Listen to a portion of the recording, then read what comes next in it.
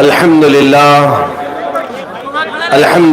الحنان المنان الذي خلق الإنسان وعلمه البيان والصلاة والسلام على رسوله سيد الإنس والجان وعلى آله وأصحابه ذوي الخير والإحسان أما بعد فأعوذ بالله من الشيطان الرجيم بسم الله الرحمن الرحيم حاميم والكتاب المبين إنا أنزلناه في ليلة مباركة إنا كنا منذرين فيها يفرق كل أمر حكيم صدق الله مولانا العظيم وبلغنا رسوله النبي الأمين المتين المختار الكريم ونحن على ذلك من الشاهدين والشاكرين والحمد لله رب العالمين. بارگاہ رسالت معاب صلی اللہ علیہ وسلم میں درود پاک کا ہدیہ پیش کریں. اللہم صلی علی سیدنا و مولانا محمد معدن الجود والکرم وآلہ واصحابہ الکرام وابنہ الکریم وبارک وسلم صلاة دائمتا سرمدا ابدا. عزیزان گرامی وقار، شب برات کی اس حسین ساعت میں یہاں پر جو ٹھاٹے مارتا ہوا انسانی ہجوم ہے، یہ در حقیقت عاشقان مصطفیٰ کا ہجوم ہے. ظاہر سی بات ہے آج کی رات جاگتے بھی عاشق ہی ہیں. آج کی اس حسین شب میں کیا ہی بہترین موقع عنایت کیا رحمت عالم کمیٹی والوں نے کہ سارے ایک میدان میں جمع ہو کر اللہ اور اس کے رسول کا ذکر سن رہے ہیں، اور اللہ کی رحمت کاملہ سے یقین ہے کہ اس مجمع میں کوئی تو اس کا محبوب بندہ ہوگا جس کے صدقے اللہ ہم سب کی توبہ قبول کرے گا، اور ہماری حاضری ہمارے نجات کا ذریعہ بنے گی. میرے عزیزو، میں نے ایک بات محسوس کیا ہے. اکثر جلسوں میں ابھی جیسے ڈاکٹر صاحب بھی میرا تعارف کروا رہے تھے آپ کے سامنے، اللہ مجھے ان کے حسن ظن کے مطابق بنائے. جلسہ کسی اور خاص رات کے نام سے ہو یا کسی بزرگ کے عرس کے نام سے ہو، میں جتنے جلسوں میں شریک ہوتا ہوں اب تک میں نے یہ بات محسوس کی، کسی رات کا جلسہ ہو یا کسی بزرگ کے عرس کا جلسہ ہو، لیکن اس کے ساتھ یہ ٹائٹل ایڈ کر دیا جاتا ہے تحفظ ناموس رسالت. اور یہی ہماری زندگی کا شیوا ہے اور یہی ہماری زندگی کا دستور ہے.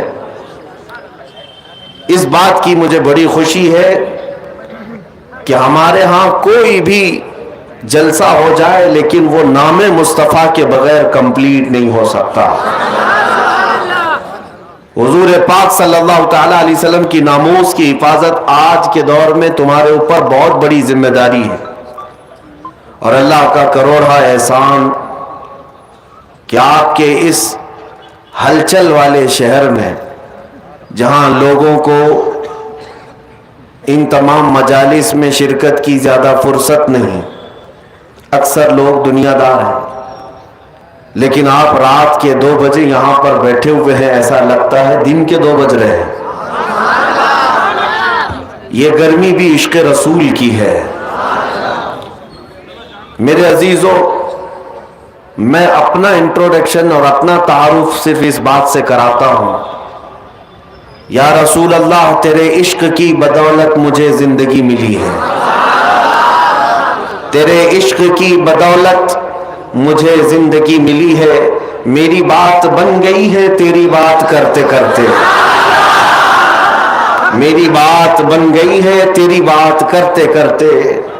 اور ہر ایک کا اب مقصد کیا ہونا چاہیے؟ جتنے یہاں لبیک کا نعرہ لگا رہے تھے، میں نے تو یہ ارادہ کیا ہے اور آپ کا بھی یہی ارادہ ہونا چاہیے، جس کو ہم نے یوں عرض کیا، یا رسول اللہ ہے جو زندگانی باقی یہ ارادہ کر لیا ہے جو زندگانی باقی یہ ارادہ کر لیا ہے تیرے منکروں سے آقا میں مروں گا لڑتے لڑتے.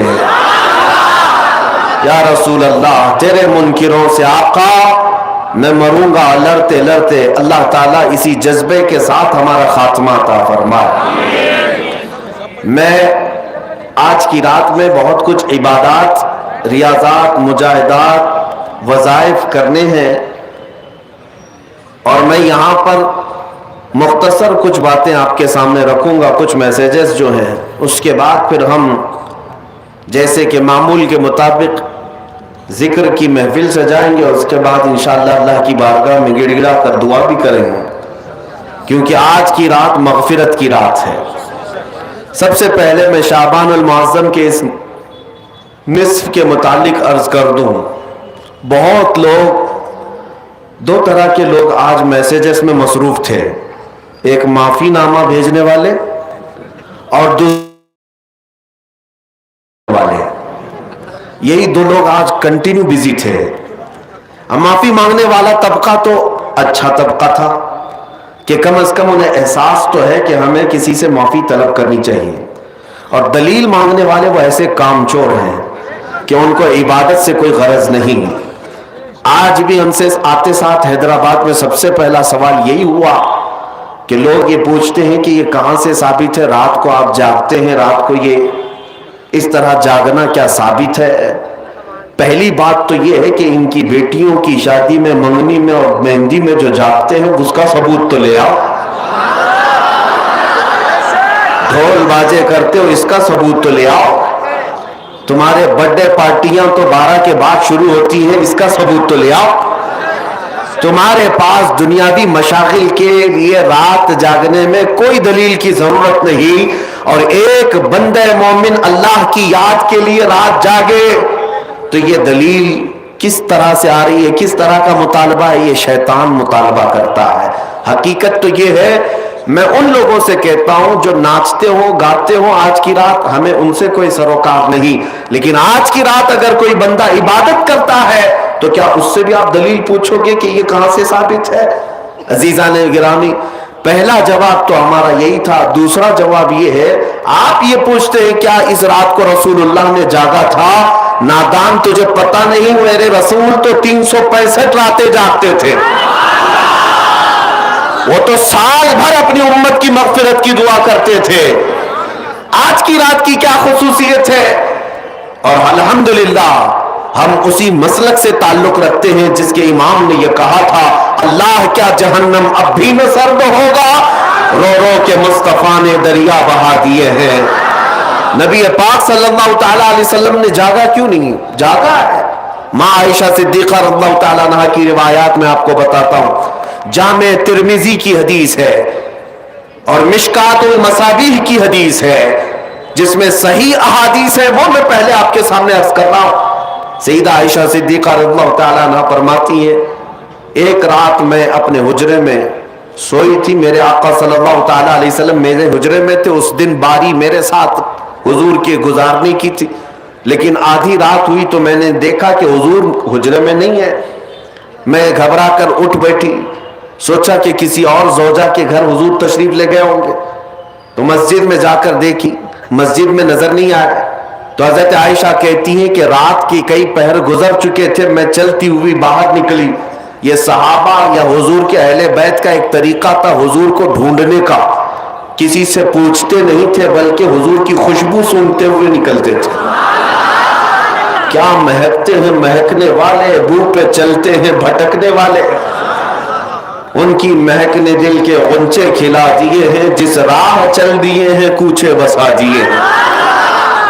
ماں عائشہ صدیقہ اسی خوشبو کی بدولت ڈھونڈتی ہوئی آئیں تو دیکھا نبی پاک صلی اللہ تعالیٰ علیہ وسلم آج کی رات جنت البقیع قبرستان میں تھے، مومنین کی مغفرت کی دعائیں کر رہے تھے، وہاں پر تسبیح و اذکار پڑھ رہے تھے. پھر تھوڑی دیر کے بعد حضرت عائشہ اپنے گھر واپس آئیں حجرے میں، تو ان کے جسم کے اندر گرمی تھی، حرکت تھی. حضور پاک صلی اللہ تعالیٰ علیہ وسلم واپس جب تشریف لائے، پوچھا اے عائشہ کیا بات ہے، تم گھبرائی ہوئی ہو، بے چین ہو؟ کیا تمہیں ایسا لگتا ہے کہ اللہ اس کے رسول تمہارے ساتھ کچھ غلط کریں گے, زیادتی کریں گے؟ حضرت عائشہ کہتی ہیں ہرگز نہیں یا رسول اللہ, میں نے یہ سوچا تھا کہ آپ شاید کسی اور زوجہ کے گھر گئے ہوں گے. نبی پاک صلی اللہ تعالی علیہ وسلم حضرت عائشہ سے فرماتے ہیں اتدرین هذه اللیلہ, عائشہ آج کی رات کے بارے میں تو جانتی ہے یہ کون سی رات ہے؟ ماں عائشہ صدیقہ نے پوچھا یہ کون سی رات ہے؟ نبی پاک صلی اللہ تعالی علیہ وسلم ارشاد فرماتے ہیں آج کی رات رب ذوالجلال آسمان اول پر نزول فرماتا ہے. اور ایک روایت میں یہ کہ اللہ تبارک و تعالی آج لوح محفوظ پر سارے انسانوں کے رزق لکھنے کا حکم فرماتا ہے, اور جو مدبرات امر فرشتے ہیں ان کو یہ تمام معاملات سپرد کر دیے جاتے ہیں کہ آج کی رات سے لے کر اگلے سال تک کس کو کتنا رزق ملنے والا ہے, کس کو کتنے بچے ہونے والے ہیں, یا کس کی شادی ہونے والی ہے, یا کس کی موت ہونے والی ہے. یہ سب آج کی رات مدبرات امر جو فرشتے ملائکہ ہیں ان کے پاس بھیج دیا جاتا ہے. اسی رات رزق کی تقسیم ہوتی ہے, تمام معاملات کی تقسیم ہوتی ہے. یہ حدیث پاک میں موجود ہے. نبی پاک صلی اللہ تعالی علیہ وسلم کے اب روزے کے متعلق پوچھے, ماں عائشہ صدیقہ خود فرماتی ہے کہ میں نے رمضان کے بعد سب سے زیادہ روزہ رکھتے ہوئے حضور کو اگر دیکھا ہے تو شعبان کا مہینہ, کثرت سے میرے آقا صلی اللہ تعالی علیہ وسلم اس میں روزہ رکھتے تھے. اور پھر ارشاد فرماتے اس ماہ مبارک میں اللہ کی بارگاہ میں اعمال پیش کیے جاتے ہیں, اور میں یہ چاہتا ہوں کہ میرے اعمال اللہ کی بارگاہ میں اس حالت میں پیش ہو جب میں روزے کی حالت میں ہوں. میرے عزیزو, آج جو دن گزر گیا, مغرب کے بعد اب ہماری 15ویں شعبان شروع ہو گئی.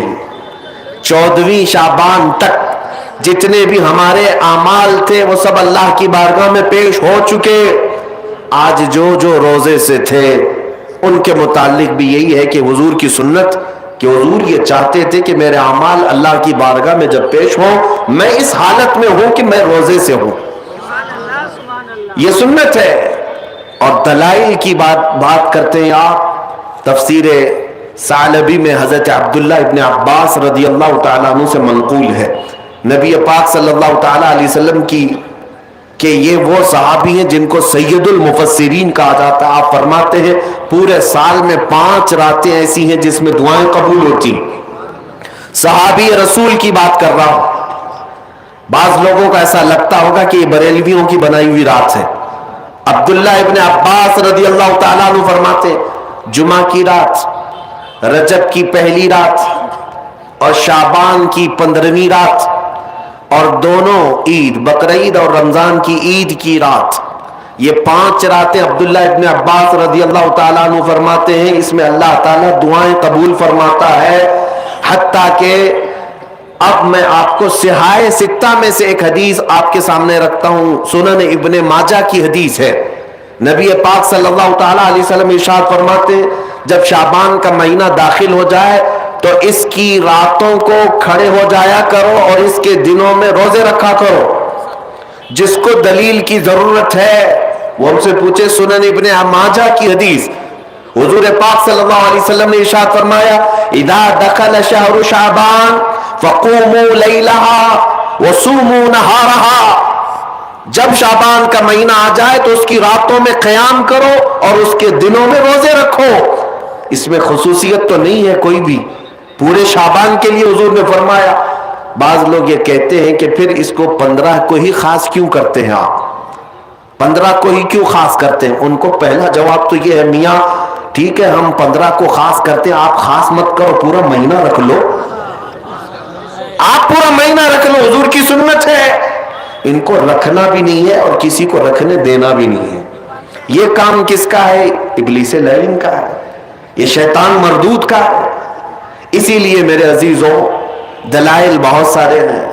جامع ترمذی کی حدیث میں آپ کے سامنے عرض کر رہا تھا, اور تفسیر ساوی علی جلالین ایک روایت میں آپ کے سامنے پیش کرتا ہوں. شعبان کی عظمت کیا ہے سنیے. اس میں جو روایت ہے تفسیر ساوی میں فرماتے ہیں کہ رسول کریم صلی اللہ علیہ وسلم 13 شعبان کی رات کو کھڑے ہوئے اور یہ مہینہ اسی لیے زیادہ افضل بھی ہے کہ یہ مہینہ میرے مصطفیٰ کا مہینہ ہے، اور یہ سرکار غوث پاک رضی اللہ تعالیٰ عنہ کا فرمان غنیت الطالبین میں ہے کہ شعبان کا مہینہ رسول اللہ کا مہینہ ہے، کثرت سے اس میں اپنے رسول کو یاد کرو۔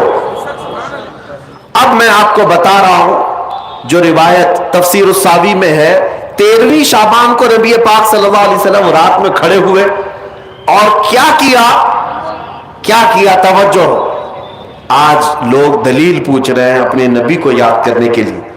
13ویں شعبان کو میرے آقا کھڑے ہوئے اور رات بھر مولا کریم کی بارگاہ میں یہ عرض کرنے لگے، مولا میری امت کی بخشش میرے حوالے فرما دے۔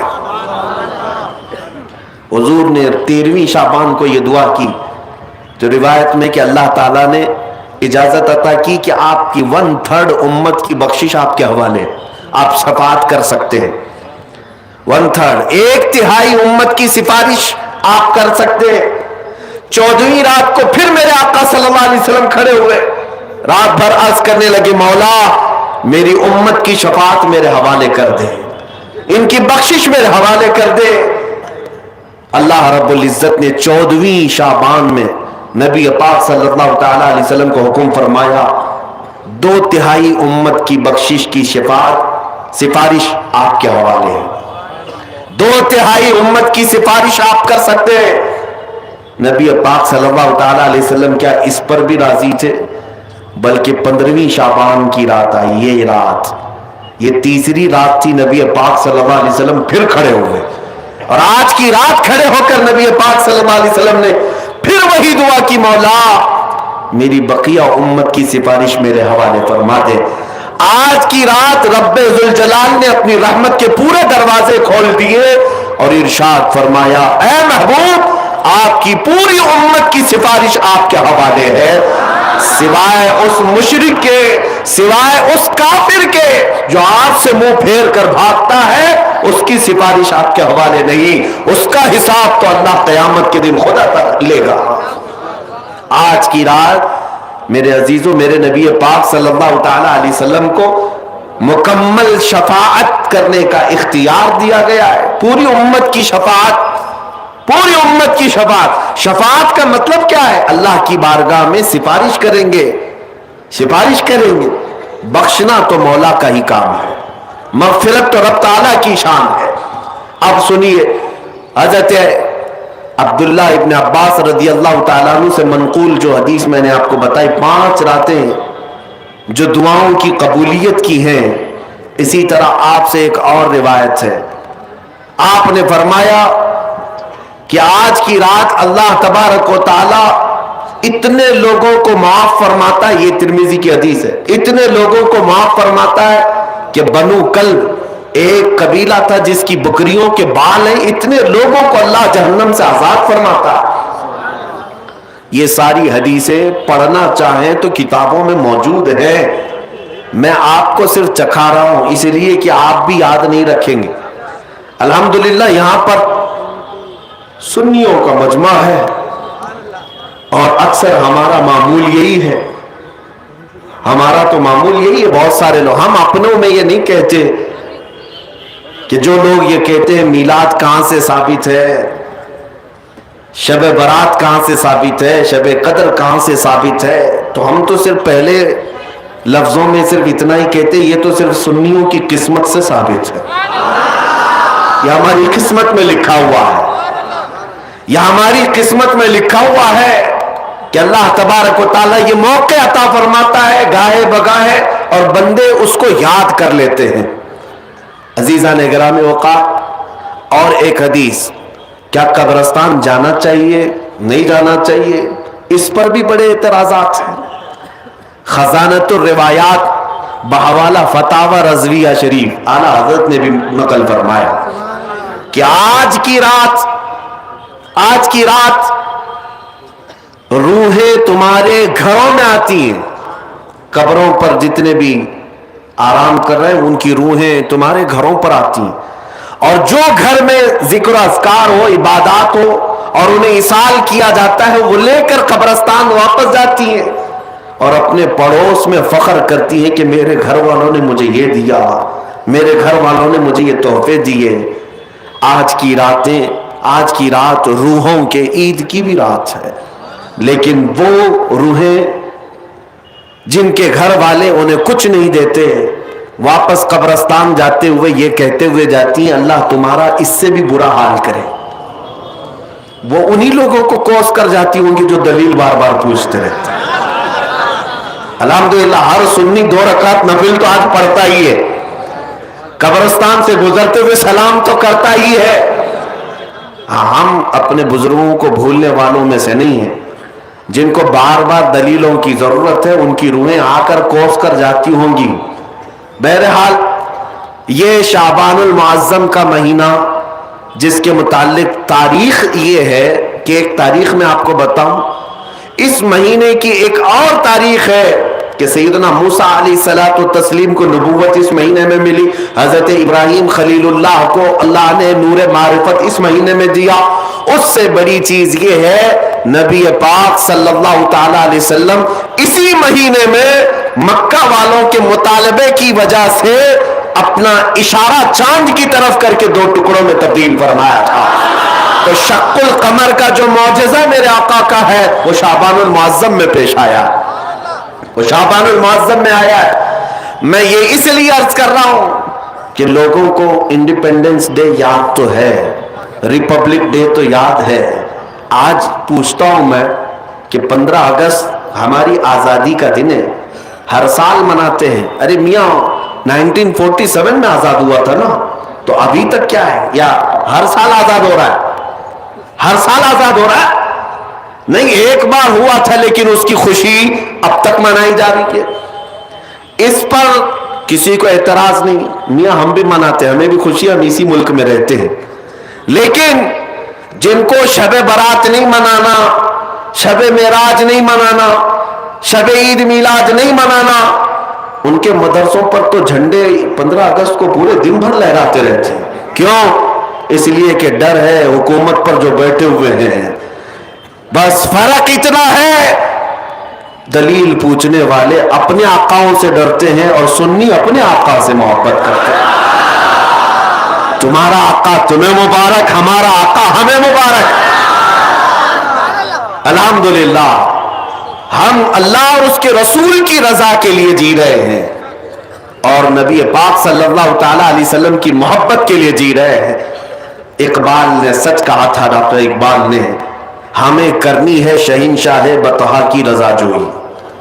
ہمیں کرنی ہے شہنشاہ بطحا کی رضا جوئی. وہ اپنے ہو گئے تو رحمت پروردگار اپنی، وہ اپنے ہو گئے تو رحمت پروردگار اپنی. آج مجھے پتا ہے میرے عزیزوں کچھ باتیں اور میں وقت کے تقاضے کے عین مطابق ہیں آپ کو عرض ضرور کروں گا. آپ کبھی یہ مت سمجھنا کہ مجھے بڑا مجمع مل جائے تو میں کچھ بھی بول لیتا ہوں. میرے پاس 4 لوگ بیٹھے ہوں تب بھی میں وہی بات کروں گا، اور 4 لاکھ لوگ بیٹھے ہوں تب بھی میں وہی بات کروں گا. اس لیے کہ میں سامنے مجمع کو دیکھ کر نہیں بولتا، میں مکین گنبد خضرا کو دیکھ کر بولتا، ان کی رضا کو مد نظر رکھ کر کے کہ نبی پاک صلی اللہ تعالی علیہ وسلم ان کی شریعت پر کوئی آنچ نہ آنے پائے، ہم اس پر بولتے رہیں گے. اب اس سلسلے میں کوئی بھی چہرہ آ جائے ہمیں اس سے غرض نہیں ہے، ہمیں اس سے غرض نہیں ہے. سنیوں اپنا عقیدہ اتنا مضبوط رکھو، اتنا مضبوط رکھو. اعلیٰ حضرت نے کتنا پیارا پیغام دیا. تم کب تک ان کی اٹھاتے گھومتے رہو گے جوتیاں؟ کب تک ان کی دھوتیوں میں گھس کر کے پناہ لیتے رہو گے؟ ان کے حالات ایسے ہیں کہ آج ہے کل نہیں ہے، اور اس کے بعد یہ بدلتے تخت تمہیں مجبور کر ڈالیں گے، تم کہیں کے نہیں رہ جاؤ گے. اسی لیے جینا ہو اس سرزمین پر تو یوں جیو جیسے عاشقان مصطفیٰ جیا کرتے تھے. انہیں جانا انہیں مانا، نہ رکھا غیر سے کام. انہیں جانا انہیں مانا، نہ رکھا غیر سے کام. للہ الحمد میں دنیا سے مسلمان گیا.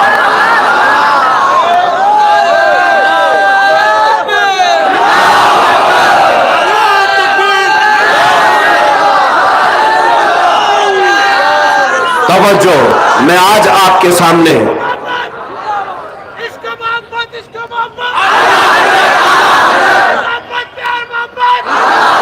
توجہ، آج عقیدے کی مضبوطی اسی بات پر ہے کہ مسلمان اگر ڈرے سہمے ہوئے ہیں تو میں یہ نکالنا چاہتا ہوں، اور میں نے یہ بچپن سے سنا ہے کہ حیدرآبادی لوگ ڈرتے نہیں ہیں،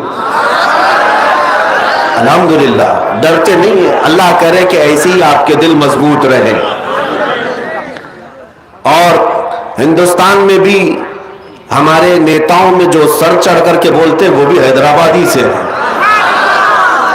لوگوں کو شیروانی سے پریشانی بھی ہے۔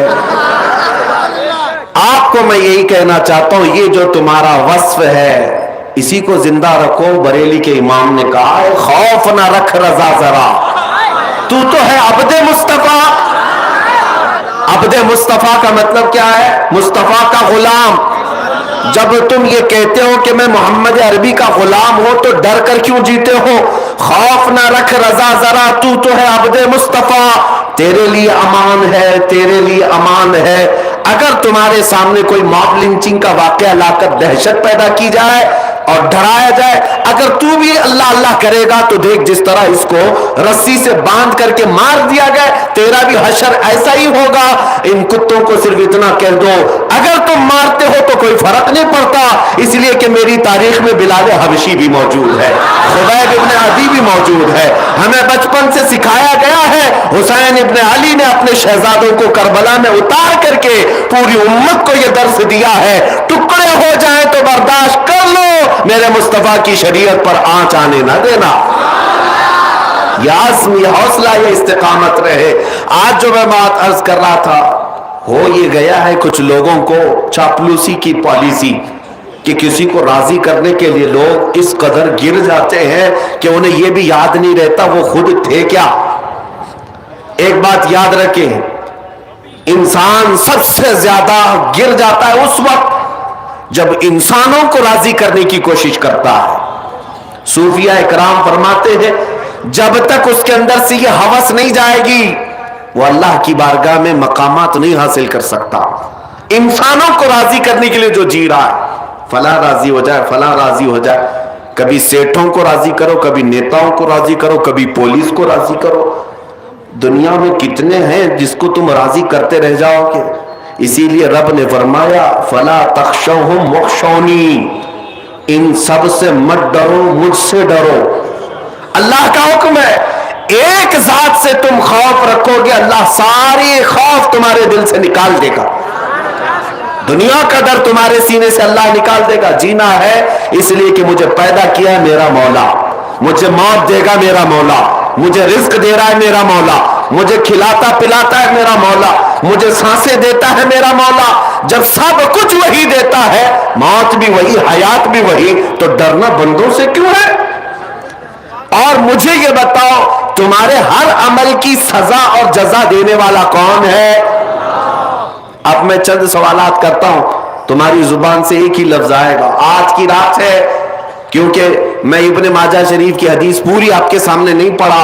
حضور پاک صلی اللہ علیہ وسلم فرماتے ہیں آج کی رات اللہ رب العزت آسمان اول پر اجلال فرماتا ہے اور بندوں کو پکار کر یہ کہتا ہے اللہ مستغفرن فاغفر لہ، کوئی ہے جو مجھ سے بخشش مانگے تو میں اسے بخش دوں، کوئی ہے جو بیمار مجھ سے شفا مانگے میں اسے شفا دے دوں۔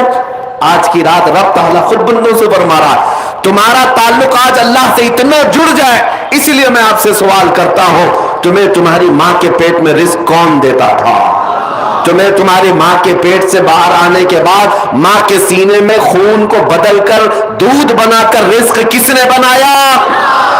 تمہارے بچپن سے لے کر جوانی آ گئی یا بڑھاپے تک تمہیں مفت بغیر کسی معاوضے کے سانسیں کون دیتا ہے؟ یہ پوری زمین کس کی ہے؟ یہ آسمان کس کا ہے؟ یہ کائنات کے سارے اشیاء کس کی ہے؟ جب تمہاری زبان پر اللہ اللہ ہے، پھر میں آپ سے پوچھتا ہوں ہماری زندگی کا طریقہ بھی یہی ہے۔ جب تم پیدا ہوئے تھے ماں کی گود سے تو سب سے پہلے تمہیں نہلا دھلا کر کے لایا گیا تھا مولوی صاحب کے پاس یا کسی صالح بندے کے پاس، اور کیا کہا گیا تھا کہ اس کے کان میں کیا پڑھو؟ سب کو پتا ہے سب سے پہلے تمہارے کان میں جو جملہ آیا وہ کیا تھا؟ اللہ اکبر۔ کون سا جملہ تمہارے کان میں آیا؟ زور سے، پیچھے والوں کے میں کیوں کہہ رہا ہوں آپ کو توجہ، میں اس طرح بلوانے کا عادی نہیں. آپ زندگی میں شروعات کر رہے ہیں جس جملے سے اللہ اکبر، جس کا مطلب کیا ہے؟ اللہ سب سے بڑا ہے. یہ سب سے پہلا جملہ میرے کان میں آیا، تمہارے کان میں آیا. اب پھر جب ہوش آیا تھا تو جس محلے سے گزرو مسجدوں کی آوازیں یہی پکارتی تھی، اللہ سب سے بڑا ہے. میں یہ آواز سن کر کے مسجد میں اندر گیا، امام صاحب مصلی پر کھڑے تھے، تکبیر باندھا تو کیا کہہ کر؟ اللہ سب سے بڑا ہے، اللہ سب سے بڑا ہے. میں تو ہاتھ باندھ کر کھڑا ہوا، کسی کے سامنے جھکتا نہیں تھا. امام نے یہ کہہ کر کے جھکایا، اللہ ہو. امام نے کیا کہا؟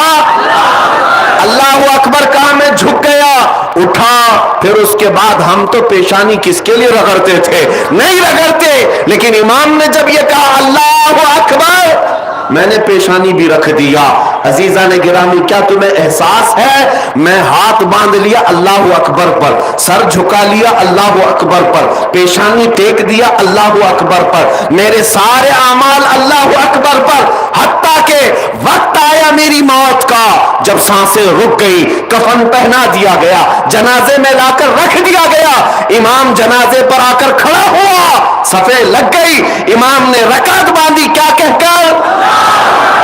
میں دنیا میں آیا تھا اللہ اکبر کہہ کر کے، دنیا سے جا رہا ہوں تو میری پوری زندگی یہی ہے میرے عزیزو. آپ کی میں کہہ رہا ہوں، ہر مسلمان کی زندگی وہ شروع کرتا ہے اس بات سے کہ اللہ سب سے بڑا ہے، اور دنیا سے جاتا بھی ہے تو یہ اعلان کرتے ہوئے کہ اللہ سب سے.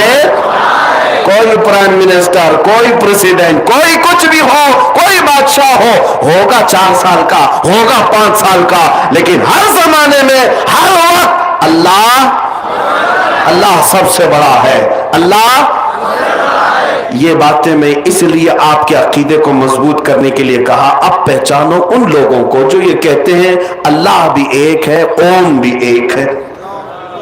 یہ حالات آ گئے آج میرے عزیزوں. بعض لوگوں کا ایسا لگتا ہے کہ میں ان لوگوں کا سختی سے رد کر رہا ہوں. میاں ذرا عقل سے کام لو. تمہارے سامنے جب کوئی بھی مولوی کا چہرہ ہے، کوئی بھی مولوی کا چہرہ ہے، چاہے میں بھی ہوں، جب تک اللہ اور اس کے رسول کی بات ہو تم سر جھکا لو. یہ میرے مصطفیٰ کی شریعت ہے. حضرت عمر فاروق رضی اللہ تعالیٰ عنہ، میں آپ کو کیوں کہہ رہا ہوں؟ اس لیے کہ کوئی مولوی صاحب ابھی پورے ہندوستان بھر کا ماحول خراب کیے ہوئے، انہوں نے پتہ نہیں کہاں سے کون سے خواب میں ان کو نظر آیا کہ اوم بھی وہی ہے، اللہ بھی وہی ہے، ملا کر کے اور ثابت کرو کہاں سے ہے. تو کہا ہندوؤں کی کتاب میں اوم کے جو معنی لکھے ہوئے ہیں اس سے ایسا لگتا ہے کہ اللہ کے بھی وہی معنی ہیں، اوم کے بھی وہی معنی ہیں. تم اپنی شریعت ان کی کتابوں سے ثابت کرو گے، ہماری شریعت میرے مصطفیٰ کی حدیثوں سے ثابت ہوگی. کسی اور دین کی کتابوں کا میرا دین محتاج نہیں ہے.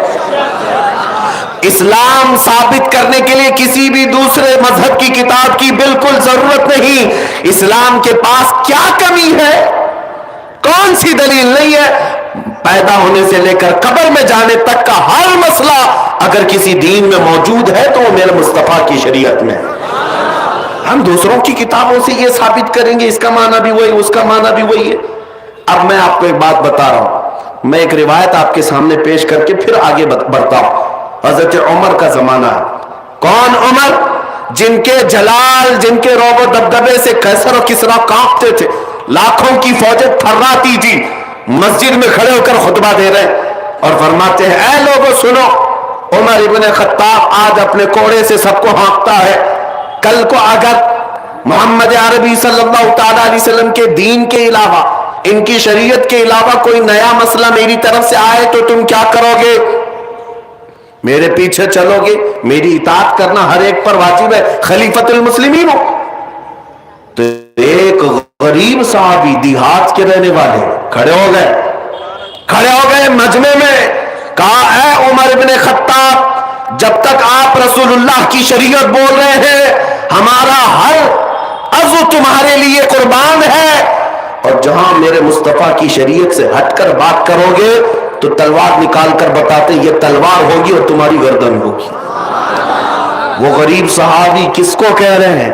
عمر ابن خطاب کو رضی اللہ تعالیٰ عنہ، کہتے ہیں اس وقت میں یہ نہیں دیکھوں گا کہ سامنے چہرہ کس کا ہے، میں تمہارا اور میرا مقابلہ ہوگا میرے مصطفیٰ کی شریعت کی حقانیت بچانے کے لیے۔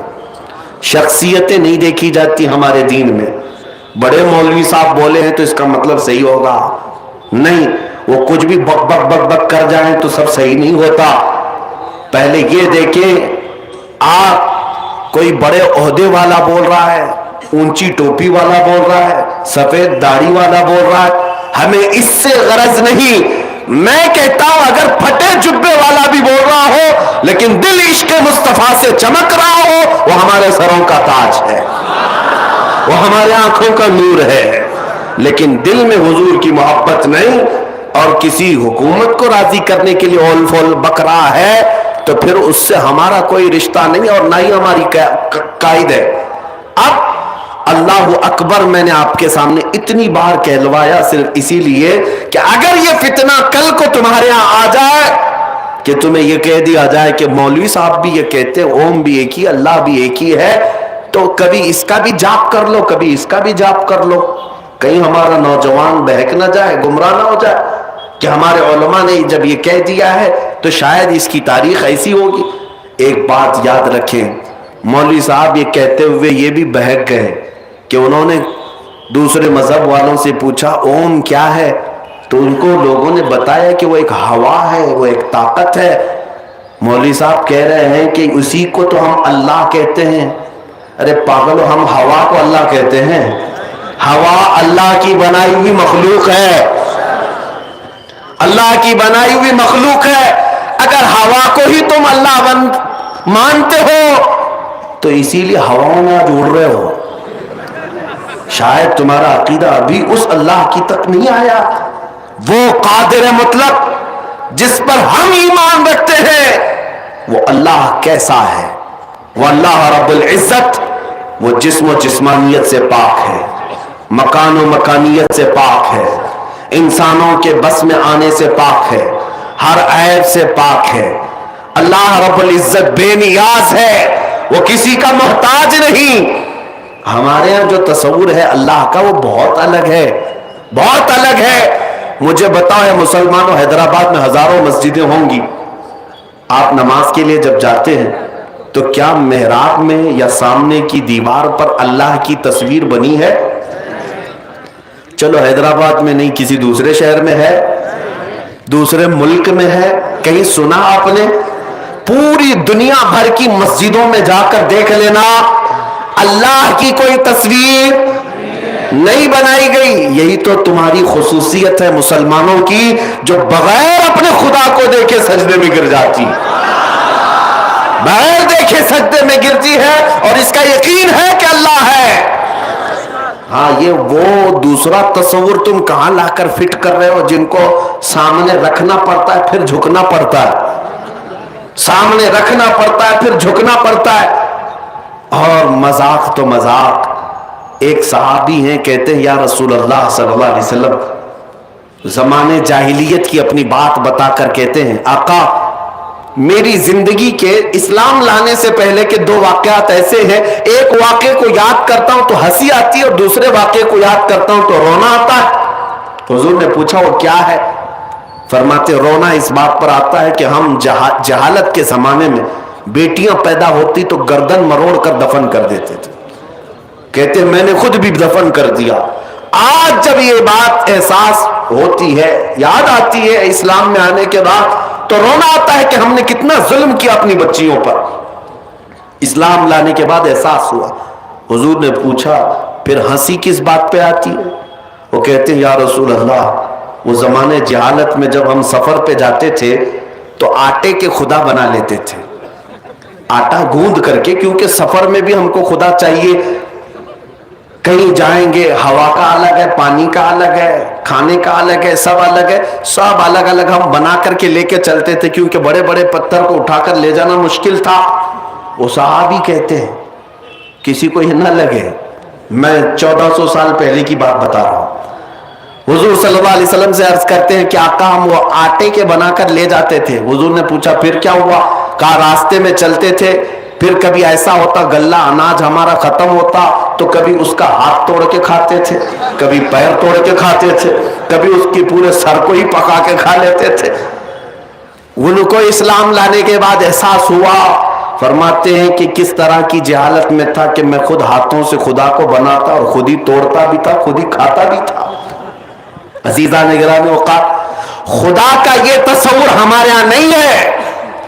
اللہ کا جو تصور ہے وہ کیا ہے؟ ہمارے ہاں تصور یہ ہے کہ میں محتاج ہوں اور وہ بے نیاز ہے. میں بھوکا ہوتا ہوں, کھلاتا وہ ہے. میں اس کو کھلاتا نہیں, میں اس کو اٹھا کے بٹھاتا نہیں, میں اس کو سلاتا نہیں, میں اس کو پینٹ کر کے اچھا کرتا نہیں. میں ہی اگر سب کر کے خدا کو بناؤں تو پھر خدا کی کیا اہمیت رہ گئی؟ اپنے ہاتھ سے جس کو میں بنایا پھر اس خدا کی کیا اہمیت رہ گئی؟ بلکہ ہمارا عقیدہ یہ ہے میرے بال نہیں تھے, بال بھی میرے مولا نے بنائے. میری آنکھ نہیں تھی, آنکھ بھی مولا نے دیا ہے. میرے ہاتھ نہیں تھے, ہاتھ بھی رب نے دیا ہے. میں تو نطفے کا ایک بوند تھا, میرے جسم میں ہڈیاں اس نے دی ہیں, گوشت اس نے دیے ہیں, چمڑیاں اس نے دی ہیں. اور زندگی گزارنے کا بھی ہمارا سلیقہ یہی ہے. ہم یہی عرض کرتے ہیں کہ ہم سوتے تو ہیں, اٹھاتا وہی ہے, ورنہ ہماری کسی کی طاقت نہیں. پانی پی تو لیتے ہیں, نکالنے کی طاقت ہمارے اندر نہیں جب تک مولا نہ چاہے. عزیزان گرامی وقار, اللہ رب العزت کے متعلق جو ہمارا تصور ہے وہ اس کو بے نیاز ماننا. اور قرآن کی آیت ہے قل هو اللہ احد اللہ الصمد. محبوب آپ فرماتے ہو اللہ ایک ہے, اللہ بے نیاز ہے, اللہ بے نیاز ہے. اب میں آپ سے آپ کا عقیدہ پوچھ رہا ہوں, آج بہت ضروری ہے یہ, کیا آپ بتاؤ ہواؤں کو خدا کہتے ہیں؟ ہوا خدا ہے؟ بارش خدا ہے؟ طاقت خدا ہے؟ یعنی کوئی بھی طاقت دنیاوی؟ اللہ رب العزت یہ چیزوں کا نام نہیں ہے. یہ سب چیزیں تو اس اللہ نے پیدا کیا, اس اللہ نے پیدا کیا. ایک صاحب آئے, سوال تو دیکھیے, ایتھسٹ جو آج ناستک جو ہے, جن کو کوئی خدا کو ماننا ہی نہیں ہے, وہ گمراہ کر رہے ہیں. اب کچھ ایکس مسلم نام سے ہمارے دجالی ٹی وی والے بہت ان کا آؤ بھاؤ کر کے بلاتے ہیں, دعوت دیتے ہیں, ان کو بٹھاتے ہیں, ڈیبیٹ کرواتے ہیں. میں تو اکثر یہی کہتا ہوں یہ بیچارے چینل والے ایسے ہیں جن کا کام تو آپ دیکھتے روزانہ ہمارا نام لیے بغیر تو دکان بھی نہیں چلتی, ہاں روزی نہیں چلتی. ان کو ہمارے اوپر کچھ نہ کچھ ڈیبیٹ کرنا ہے, اسلام پر, مسلمانوں پر, داڑھی پر, ٹوپی پر, برقعے پر, مسجد پر, کہیں نہ کہیں تو کچھ کرنا ہی ہے, ورنہ تو چینل نہیں چلے گا, مسالہ کہاں ملے گا. ایکس مسلم بھی ایسے لائے جا رہے ہیں جو صرف سوا خدا کے انکار پر بیٹھے رہتے ہیں. دلیل دو, دلیل دو, کہاں ہے خدا, کہاں ہے خدا. عزیزان گرامی وقار, آپ کے اوپر جب ایسے سوال آتے ہیں, کالجز میں ابھی یہ بلا پھیلی ہوئی, یونیورسٹیز میں پھیلی ہوئی ہے, ایتھسٹ بہت تیزی سے لوگوں کے دماغوں کو پھیر رہے ہیں کہ خدا ہے ہی نہیں. اور پھر جب آپ کہتے ہیں اللہ ہے تو آپ سے کہتے ہیں کہ دلیل دو, کہاں ہے اللہ. ہزاروں دلیلیں ہیں میرے اللہ کے ہونے پر, خدا کے ہونے پر, لیکن آپ سب سے پہلے اس ایتھسٹ سے, اس گمراہ ملحد سے یہ پوچھو تو انکار جو کر رہا ہے پہلے اس کی دلیل دے کہ خدا نہیں ہے. خدا نہیں ہے اس کی دلیل چاہیے. آپ اس کے بعد شرم سے پانی پانی نہ ہو جائے تو پھر مجھے بتا لیں, پھر پوچھو آپ خدا نہیں ہے تو دلیل دے. میں پوچھتا ہوں یہ زمین سے یہ سبزہ کون اگاتا ہے؟ یہ جب کوپلیں نکل کر کے آتی ہیں تو اس میں پھول نکل آتے ہیں, اس میں رنگ کون ڈال کر جاتا ہے؟ کون ہے؟ کوئی جنات آتے ہیں, کوئی اور ہوتا ہے, کچھ ہے تو بتا. کوئی تو ہے جو اس پورے کائنات کے نظام کو سنبھالا ہوا. جو انکار کرتے ان کے لیے آپ پہلے پوچھیں کہ دلیل کیا ہے تمہارے پاس. اور پھر آپ کو میں ایک بات بتاتا ہوں, پوری دنیا کے قوانین میں, فلسفی میں ایک چیز محال ہے, ناممکن ہے. کیا چیز؟ یعنی الہ, یعنی کوئی نان اینڈنگ چیز ایسی دنیا میں ہے ہی نہیں، ایسی ہے ہی نہیں۔ میں ہوں، میرے سے پہلے میرے باپ ہیں، میرے باپ سے پہلے میرے دادا ہے، دادا سے پہلے پردادا ہے۔ آپ کوئی بھی چیز دنیا کی لے لیں، اس سے پہلے اس سے پہلے اس سے پہلے کچھ نہ کچھ ہے، لیکن کہیں تو جا کر آپ کو رکنا پڑے گا، اس سے پہلے کچھ نہیں تھا۔ جب تک یہ تمہارا تصور نہ آئے اس وقت تک سائنس بھی اس کو باطل کہتی ہے۔ کوئی ایک لاسٹ اینڈ والی چیز ہونا ہی چاہیے، ورنہ تو سوچ اتنی ہے کہ کہیں رکے گی ہی نہیں۔ اب جیسے وہ لوگ کہتے ہیں اللہ سے پہلے کیا تھا، ہم کہتے ہیں تم ہی بتاؤ کیا تھا، تم ہی بتاؤ۔ کہا دوسرا اللہ تھا، میں پوچھتا ہوں اس سے پہلے کون تھا؟ پھر تم تیسرا لاؤ گے، ہم کہتے ہیں اس سے پہلے کون تھا؟ پھر تم تو لاکھوں تو گنتے جاؤ، میں تو پوچھتا ہی رہوں گا اس سے پہلے کیا، اس سے پہلے کیا۔ تمہیں کہیں تو جا کر اینڈ کرنا ہوگا اور بولنا ہوگا اس سے پہلے کوئی نہیں تھا۔ یہ میں اپنے اسلامی بات ہی نہیں کہہ رہا ہوں، یہ پوری دنیا کا فلسفی قاعدہ یہی ہے، قانون یہی ہے، سائنس بھی اس چیز کو تسلیم کرتی ہے۔ کوئی ایک نقطہ ایسا ہو جس سے پہلے کوئی چیز نہیں، اور ہم کہتے ہیں جو ذات ایسی ہے جس سے پہلے کوئی نہیں اسی کو ہم اللہ کہتے ہیں۔ ایک میں آپ کو مثال بتا دوں، ایک خلیفہ کے پاس سوال ہوا اور کچھ مولانا لوگ تھے بیچارے، نئے طلبہ تھے، ان کے پاس ایک معتزلی آیا اور اس نے ان کو گمراہ کرنے کے لیے ایسی بات کیا، آپ بتاؤ، میں اب بھی آپ سے سوال کرتا ہوں، اللہ ہر شے پر قدرت رکھتا ہے یا نہیں؟ اللہ ہر چیز پر قادر ہے، ہر ممکن شے پر ہم کہتے ہیں، لیکن ابھی میں آپ سے سوال کر رہا ہوں، اس نے بھی یہی مولانا لوگوں سے سوال کیا، ہر چیز پر قدرت رکھتا ہے، تمہارا یقین ہے؟ سبوں نے کہا یقین ہے، اللہ قادر ہے۔ اس نے کہا تو پھر وہ اللہ اس پر بھی قادر ہوگا کہ اپنی طرح ایک دوسرا اللہ پیدا کرے؟ ظاہر سی بات ہے نہیں پیدا کر سکتا۔ اگر آپ کہو گے تو وہ کہیں گے کہ پھر تو تم قادر نہیں مانتے اللہ کو۔ اللہ قادر ہے تو گویا کہ دوسرا بھی پیدا کر سکتا ہے۔ پھنسا دیا۔ کچھ لوگ سوچنے لگے کہ کیا جواب دیں۔ وہ آئے، اپنے وقت کے ایک صوفی درویش بزرگ تھے، ان کے پاس کہنے لگے، ایسے وہاں کے معتزلی گمراہ کہنے لگے کہ اللہ قادر ہے تو اپنی طرح ایک دوسرا بھی بنا سکتا ہے، دوسرا بھی بنا سکتا ہے۔ بہت اہم نقطہ میں آپ کے سامنے رکھ رہا ہوں، سنیے۔ تو انہوں نے کہا کہ یہ کون سا سوال ہے؟ کہا ہم اس کا جواب نہیں دے سکے۔ انہوں نے بہت ڈانٹا اور کہا اس کا جواب میرے گھر میں کام کرنے والے لوگ دے دیں گے۔ کہا کہ اتنا علم رکھتے؟ کہا ہاں۔ ایک کام کرنے والے کو انہوں نے بھیجا خلیفہ کے پاس، بلاؤ اس کو جو سوال کیا ہے، معتزلی گمراہ ملحد۔ اس نے کہا کہ اللہ قادر ہے تو اپنی طرح ایک دوسرا بھی پیدا کر سکتا ہے، دوسری طرح پیدا کر سکتا ہے، قادر ہے۔ تو اس غریب مزدور نے جو کام کرنے والا تھا اس نے پوچھا کہ ہاں اللہ قادر ہے، اور اگر وہ دوسرا پیدا کر دیا اپنی طرح، توجہ، اللہ خالق ہے، اللہ خالق ہے، دوسرا جس کو پیدا کرے گا وہ مخلوق ہو جائے گا۔ وہ کیا ہوگا؟ وہ کیا ہوگا؟ جس کو پیدا کیا گیا ہے۔ اب مجھے بتاؤ وہ برابر کیسے ہو سکے گا؟ مخلوق ہونا ایک ایسا عیب ہے جو خالق میں آ ہی نہیں سکتا۔ اسی لیے ہمارا عقیدہ ہے لم یلد، نہ وہ کسی سے پیدا ہوا ہے نہ اس سے کوئی۔ بات سمجھ کر کے چلے، اللہ کو اگر تم یہ کہتے ہو وہ قادر ہے دوسرا اپنی طرح بنا سکتا ہے، چلو بنا لیا، تو جس کو بنایا وہ کیا ہے؟ وہ خالق کیسے ہو سکتا؟ وہ تو مخلوق ہے نا، اس کو تو خود اللہ نے بنایا، تو وہ کیسے خالق ہوگا؟ نہیں ہو سکتا۔ مخلوق ہونا ایک عیب ہے خالق کے لیے، وہ پیدا کسی سے نہیں ہو سکتا۔ اسی لیے تمہیں ماننا پڑے گا میرا مولا وہ ہے جو بے نیاز ہے، نہ وہ کسی سے پیدا ہوا نہ اس سے کوئی پیدا ہوا۔ یہ عقیدے ضروری تھے، اس لیے میں آپ کو عرض کیا، اس لیے کہ ہمارا نوجوان آج डिबेट के चक्कर में टीवी देख देख करके कुछ लोगों को पढ़ करके गुमराह हो जाता है।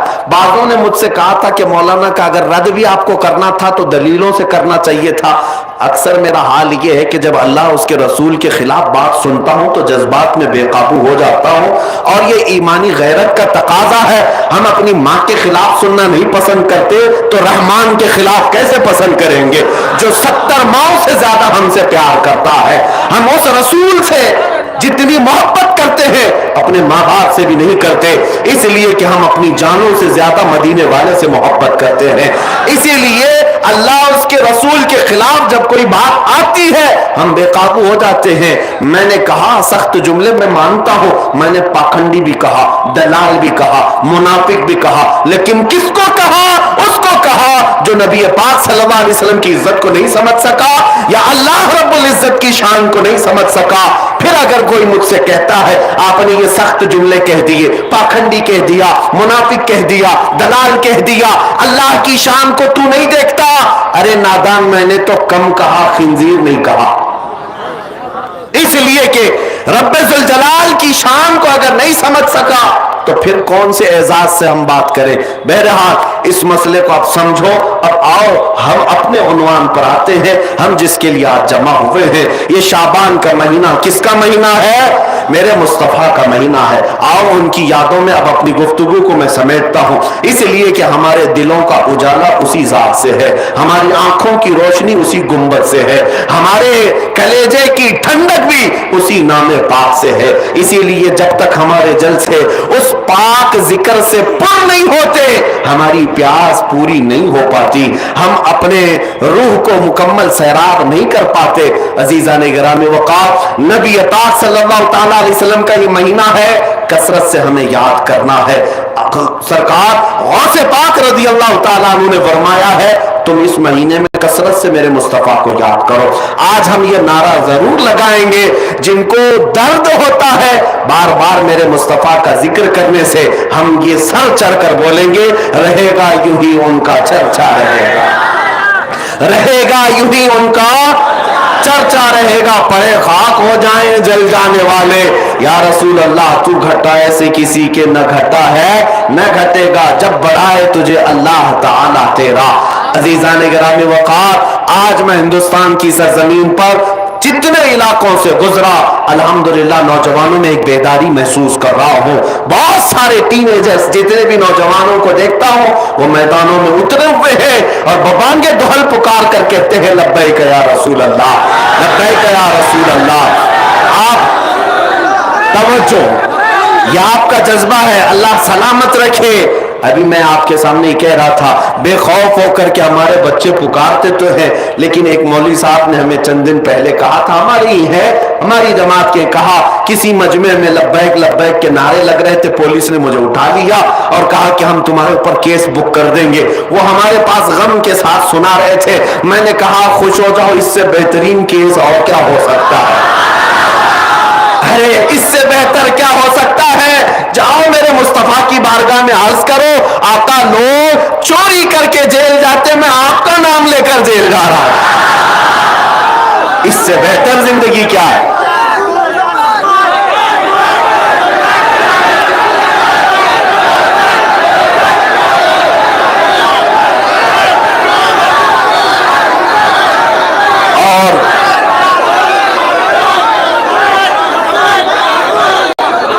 मेरे अजीजों, डर की जरूरत नहीं, खौफ की जरूरत नहीं। अगर कोई प्रोपेगेंडा फैलाता है तो आज के इस जिम्मेदार स्टेज से मैं ऐलान करके बताता हूं, लब्बैक या रसूल अल्लाह कहना का कोई पाकिस्तानी नारा नहीं, ये मदीने वाले का नारा है। ये गुंबद खजरा के लिए पुकार है और किसी खास इलाके, किसी खास मुल्क वाले की प्रॉपर्टी नहीं। पूरी दुनिया भर में चप्पे चप्पे में जहां भी मुसलमान बसता है, अगर उसके सीने में राई के दाने के बराबर भी मेरे मुस्तफा से मोहब्बत होगी, वो बेबाक होकर कहेगा लब्बैक या रसूल अल्लाह।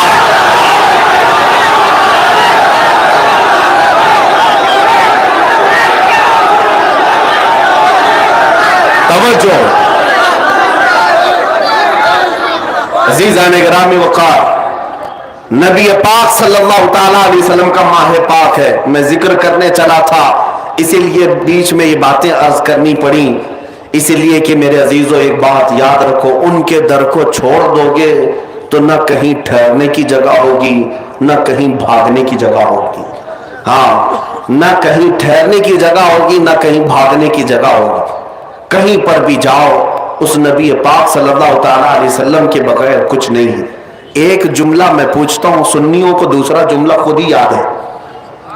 میں پوچھتا ہوں، مجھے یقین ہے اس بات کا، اس لیے میں کہہ رہا ہوں، سنیوں کو دوسرا جملہ خود یاد ہے اور میں آدھا جملہ بولتا ہوں کمپلیٹ ہر مسلمان ہر سنی کرے گا، مجھے یقین ہے اس بات کا.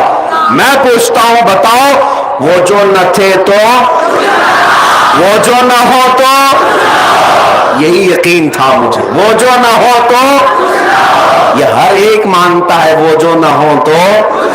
ہماری زندگی میں وہ جو نہ ہو تو، ہماری قبر میں وہ جو نہ ہو تو، حشر میں بھی وہ جو نہ ہو تو. زندگی یاد رکھ لو میرے عزیزو، میرے مصطفیٰ نہ ہو تو کچھ نہیں ہے. زندگی ہے، زندگی یہ نہیں ہے کسی کی کسی کے لیے، زندگی ہے نبی کی نبی کے لیے. نہ سمجھ مرتے ہیں زندگی کے لیے، جینا مرنا ہے سب کچھ نبی کے لیے. سنو میرے مصطفیٰ کا ذکر کرتے کرتے ہم دنیا سے جائیں گے انشاءاللہ العزیز، اس لیے کہ ہمیں دنیا کو یہ بتانا ہے میں جس سے محبت کرتا ہوں وہ عام انسان نہیں ہے، میں جس سے پیار کرتا ہوں وہ دنیا کا معمولی انسان نہیں ہے. تم بھی ایک بار دیکھ لو تو پھر چاند کو دیکھنا بھی بھول جاؤ گے. تم بھی ایک بار دیکھ لو، حسیناؤں کے چکر میں پھنسنا بھول جاؤ گے، اس لیے کہ اس کے حسن سے زیادہ حسین دنیا میں کوئی پیدا ہی نہیں ہوا، اس سے زیادہ خوبصورت کسی ماں نے آج تک جنا ہی نہیں ہے.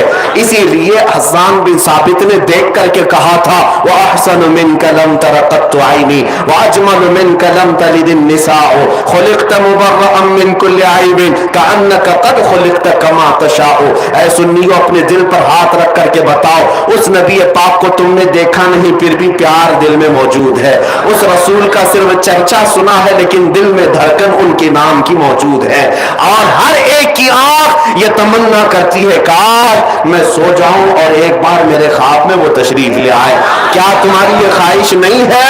کیا ہر مسلمان یہ تمنا نہیں کرتا ہے؟ کیونکہ ہم نے چرچے اتنے سنے ہیں، چرچے اتنے سنے ہیں. حضرت جابر بن سمرہ ایک صحابی ہے، کہتے 14ویں رات تھی، کل جو گزری 14ویں تھی، آج 15ویں ہے. کہتے میں باہر آیا مسجد نبوی کے، چاند کھلا ہوا تھا، میں دیکھ ہی رہا تھا، اچانک حضور اپنے حجرے سے سرخ رنگ کا جبہ پہنے باہر نکل آئے. حضرت جابر کہتے ہیں کبھی میں حضور کی طرف دیکھتا اور کبھی چاند کی طرف دیکھتا، کبھی ادھر دیکھتا کبھی ادھر دیکھتا، اور پھر کہتے ہیں میں یہ سوچ میں رہ گیا کہ میں کس کو زیادہ حسین کہوں، اس 14ویں کے چاند کو یا اس چمکتے ہوئے چہرے کو. اس کے بعد وہ کہتے ہیں میں نے پھر دل میں یہ فیصلہ کر ہی لیا، دل میں یہ فیصلہ کر ہی لیا جس کو شاعر نے اپنے شعری انداز میں یوں کہا ہے چاند سے تشبیہ دینا یہ بھی کیا انصاف ہے، چاند سے تشبیہ دینا یہ بھی کیا انصاف ہے، چاند میں تو داغ ہے حضور کا چہرہ صاف ہے، چاند میں تو داغ ہے حضور کا چہرہ. یہ صحابہ مانتے تھے.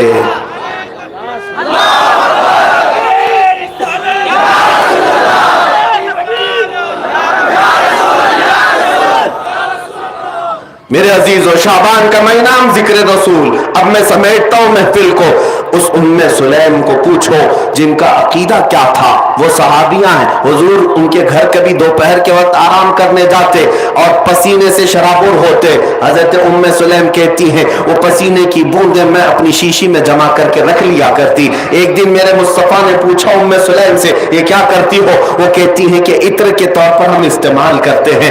صرف اتنا ہی نہیں بلکہ مدینے میں کبھی کسی کی شادی ہوتی ہے ہم وہ دلہنوں کو عطر کے طور پر لگا بھی دیا کرتے ہیں. سنو روایتیں موجود ہیں، میرے آقا کے پیشانی مبارکہ سے نکلے ہوئے پسینے کے قطرے دلہنوں کو لگائے جا رہے ہیں. اور اتنا ہی نہیں کہ دلہن ایک بار لگا کر خوشبو میں معطر ہوئی.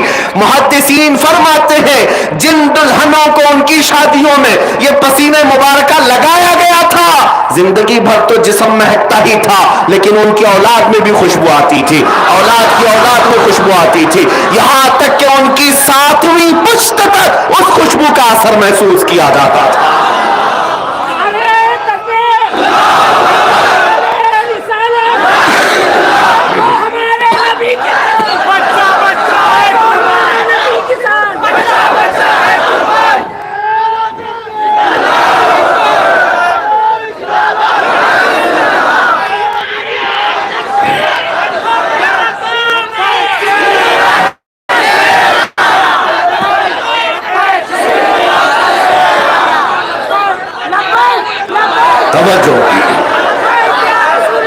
عزیزان گرامی وقار، میں نے عرض کیا حضرت جابر بن سمرہ کی حدیث، میں تفصیل سے عرض کر رہا ہوں، توجہ، تاکہ یہ رات ختم ہونے سے پہلے آنکھیں بند کرو تو صرف وہی چہرہ تمہارے دماغ میں۔ میں یہ چاہتا ہوں کہ ہم یہاں سے جائیں تو ایرے غیرے کا چہرہ نہ ہو، بلکہ اس میدان سے اٹھ کر ہر عاشق یہ پکارتا ہوا جائے، یا رسول اللہ، سنا ہے آپ ہر عاشق کے گھر تشریف لاتے ہیں، سنا ہے آپ ہر عاشق کے گھر تشریف لاتے ہیں، میرے گھر میں بھی ہو جائے چراغاں، میرے گھر میں بھی ہو جائے چراغاں۔ یہ تمنا لے کر کے جائیں گے لیکن اس کے لیے تصور پہلے ضروری ہے۔ تصور کیا ہے؟ میں نے حضرت جابر بن سمرہ کی حدیث بیان کی، وہ چہرے مبارکہ کو دیکھ کر کہتے تھے کہ میں چاند کو دیکھتا اور کبھی حضور کو دیکھتا، پھر فیصلہ کر لیا کہ چاند حسین نہیں، میرے مصطفیٰ کا چہرہ زیادہ حسین ہے، اور آپ کے پسینے مبارکہ کو دلہنوں کے لیے خوشبو کے طور پر لگایا جاتا تھا۔ واللہ جو مل جائے میرے گل کا پسینہ، مانگے نہ کبھی عطر نہ پھر چاہے دلہن پھول۔ لیکن ماں عائشہ صدیقہ سے پوچھیں، کہتی ہے سیدہ عائشہ صدیقہ، ایک بار میں اپنے حجرے میں تھی، اچانک حضور داخل ہوئے، کمرے میں اندھیرا تھا، میں نے حضور کو دیکھا، میرے ہاتھ سے سوئی گر گئی، سل رہی تھی، سوئی گر گئی، نبی پاک صلی اللہ تعالی علیہ وسلم مسکرائے، آپ کے سامنے کے 4 دانتوں سے ایسی روشنی نکلتی تھی۔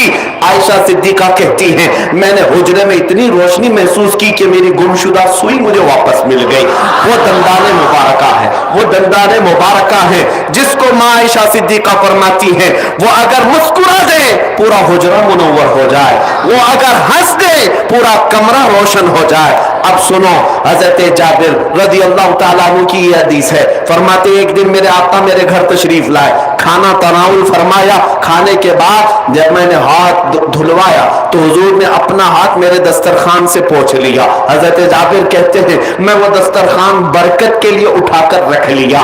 اب سنو، وہ صحابی تھے، وہابی نہیں تھے، اس لیے کہ انہیں تبرکات کا احساس تھا، وہ انکار نہیں کرتے تھے۔ میرے آقا کا ہاتھ مس ہو گیا ہے، رکھ لیا جائے گا، لیکن کمال کی بات تو یہ ہے رکھ تو لیا، لیکن کہتے جب میلا ہوتا تھا میں اس کو دھوتا نہیں تھا بلکہ بھڑکتے ہوئے آگ کی تندور میں ڈال دیتا اور پھر نکالتا، اس کپڑے کا ایک رواں بھی نہیں جلتا اور کپڑا صاف ہو چکا ہوتا تھا۔ ہاتھ میرے آقا کا لگ جائے، کپڑے کو آگ نہ جلائے۔ صحابہ کہتے ایک بار ہم حضور کے مجلس میں بیٹھے تھے، رات ہو گئی، اب ہمیں گھر جانا تھا، ہم نے شکایت کی آقا روشنی نہیں ہے کیسے جائیں؟ حضور نے فرمایا کوئی لکڑی ہے تو لے آؤ۔ صحابی کہتے ہیں ہم لکڑی لے آئے، میرے آقا نے ہاتھ مس کیا اور کہا لے جاؤ اس کو، یہ روشنی دے گی۔ صحابہ کہتے ہیں ٹیوب لائٹ کا زمانہ نہیں ہے، انٹرنیٹ کا زمانہ نہیں ہے، لیکن نور والے مصطفیٰ کا تو زمانہ ہے۔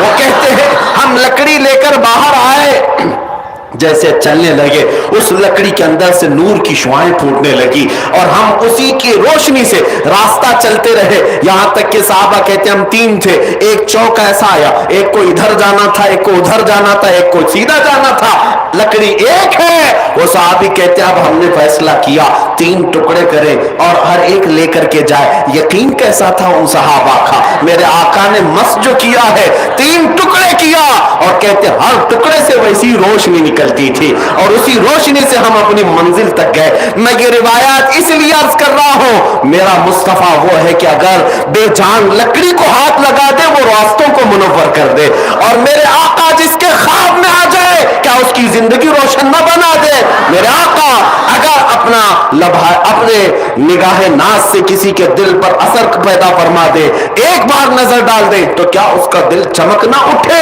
اسی لیے اعلیٰ حضرت نے بار بار یہ تمنا کی ہے بارگاہ مصطفیٰ میں, یا رسول اللہ چمک تجھ سے پاتے ہیں سب پانے والے, میرا دل بھی چمکا دے, میرا دل بھی چمکا دے. یہ تمنا یوں ہی نہیں کی, کیونکہ میرے آقا جس طرف دیکھتے ہیں چمک اٹھتی ہے جگہ, وہ وادی چمک جاتی ہے. بہت ساری باتیں ہیں نبی پاک صلی اللہ تعالیٰ علیہ وسلم کی خوشبو, ان کا چہرہ پاک, ان کے دست مبارکہ, ان کی آنکھیں, ان کے کان, ان کی زبان مبارک, ان کے پاؤں, ان کا شکم ناز, بلکہ ان کے قدم مبارک سے لگے ہوئے ناخن ناز. میں اب دنیا سے چیلنج کرتا ہوں, ہے اگر بھونکنے کی اتنی طاقت اس رسول پاک پر بار بار, تو لاؤ تمہارے یہاں کوئی بھی اس طرح کا جس کا ناخن بھی میرے مصطفیٰ کے ناخن کے برابر ہو جائے. تم کیا لا سکو گے جب مولا نے پیدا ہی نہیں کیا ہے پوری کائنات میں اس رسول کا ہمسر اور مثل پیدا ہی نہیں کیا. اسی لیے ہم یہ کہتے ہیں یا رسول اللہ تیرے آگے یوں ہیں دبے لچے فصحا عرب کے بڑے بڑے, کوئی جانے منہ میں زبان نہیں بلکہ جسموں میں جان نہیں. جو مقابلے کے لیے آتے بھی تھے ایسے کھڑے ہوتے جیسے ان کے جسموں میں جان ہی نہیں. اس لیے آؤ میرے عزیزوں, آج کوئی کسی طرح سے بھوکتا ہے تو چند دنوں کی بات ہے, موسم آج ان کا ہے اور اس کے بعد موسم جاتے ہی کیڑوں کے پر گر جاتے ہیں, نہ اڑ پاتے ہیں نہ چل پاتے ہیں. ہم نے ایک کیڑے کو لکھنؤ سے بھی بھوکتے ہوئے دیکھا ہے, 2 سال پہلے دھرم بھی بدل لیا تھا, نام بھی بدل لیا تھا, رافضی کتا تھا اور چلا گیا اور ٹیکا بھی لگا کر کے دھوتیاں اٹھاتا رہا. 6 مہینے کے بعد اس کو کک مار کر کے بھیج دیا گیا, اور اس کتے کا حال یہ دھوبی کا کتا نہ گھر کا. ابھی حال یہ ہے, اب بار بار اپیل گورنمنٹ سے کہ میری جان کو خطرہ ہے, یہ لوگ مار دیں گے وہ لوگ مار دیں گے. ہم تو اتنا ہی کہتے ہیں یا رسول اللہ جو تیرے در سے یار پھرتے ہیں در بدر یوں ہی خار پھرتے ہیں.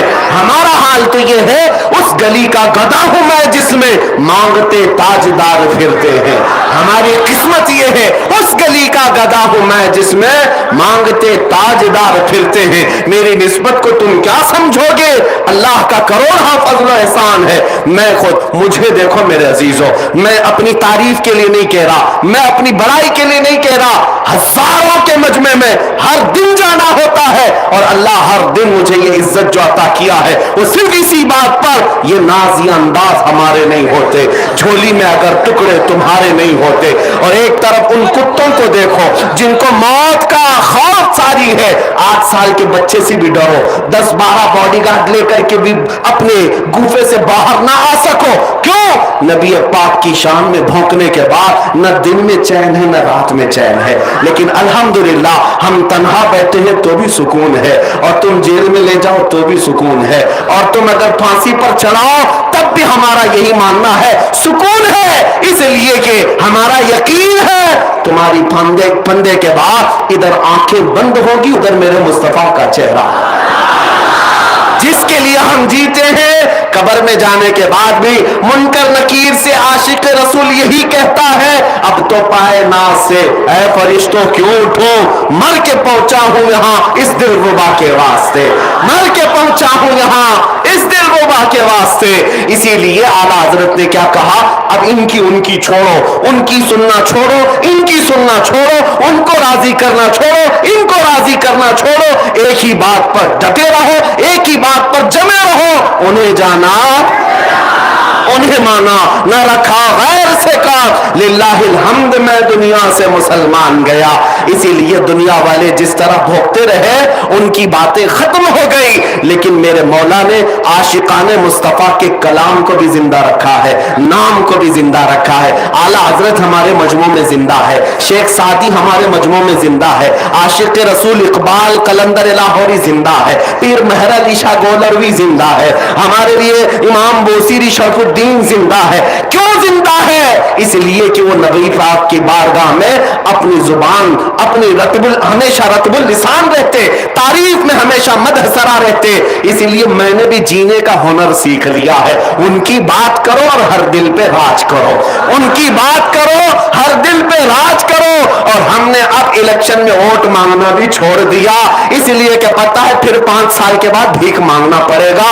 اسی لیے کیا ہی اچھا ہے اس گنبد کے نیچے آئے اور صدیوں حکومت جاری رکھے. اس لیے کہ ہم نے دیکھا ہے ایک غریب نواز اجمیر میں ہے، وہ عطائے رسول ہے. جب سے سویا آج تک حکومت ختم ہی نہیں ہوئی اور قیامت تک نہیں ختم ہوگی. اور وہ سروں پر نہیں دلوں پر رائج ہے، وہ دلوں پر قائم حکومت ہے. کیوں؟ اس لیے کہ میرے مصطفیٰ کے دربار سے جو وابستہ ہوا مولا کریم اس کے نام کو بھی مٹنے نہیں دیتا.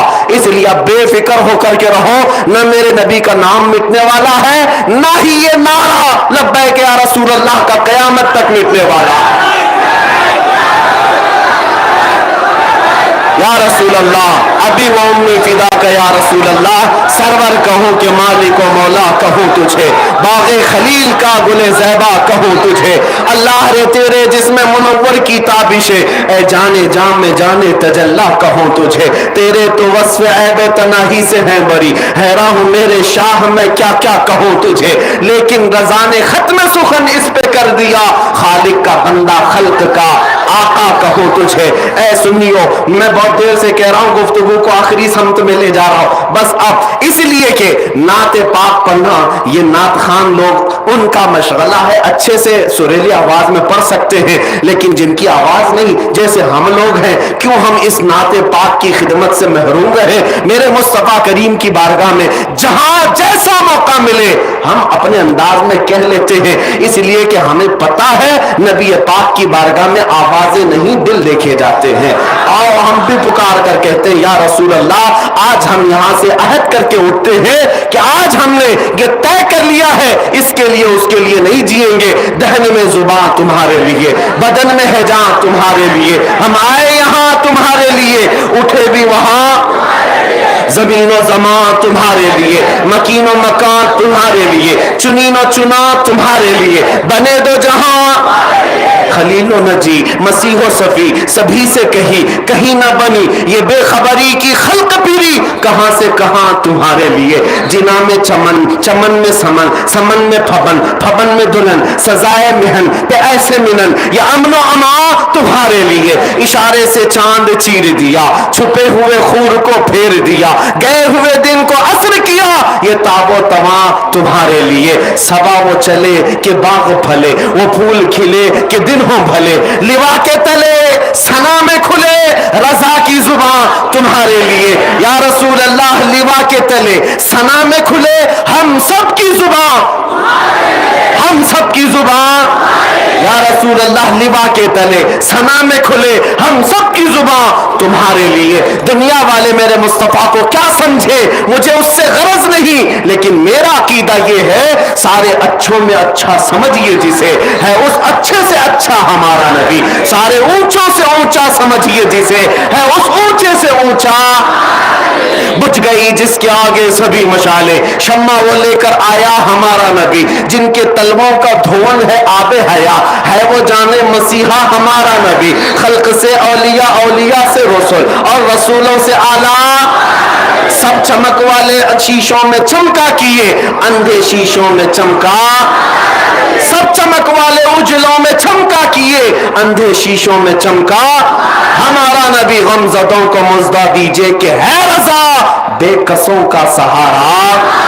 کون دیتا ہے دینے کو منہ چاہیے، دینے والا ہے سچا. وآخر دعوانا الحمدللہ رب العالمین. اب ذکر کا وقت ہے، آپ حضرات اپنی جگہوں پر بیٹھے رہیں، تھوڑی دیر ہم اللہ کا ذکر کرتے ہیں اور دعا کرتے ہیں. بیٹھ جائیں بیٹھ جائیں. لبیک یا رسول اللہ، لبیک یا رسول اللہ، لبیک یا رسول اللہ. میرے عزیز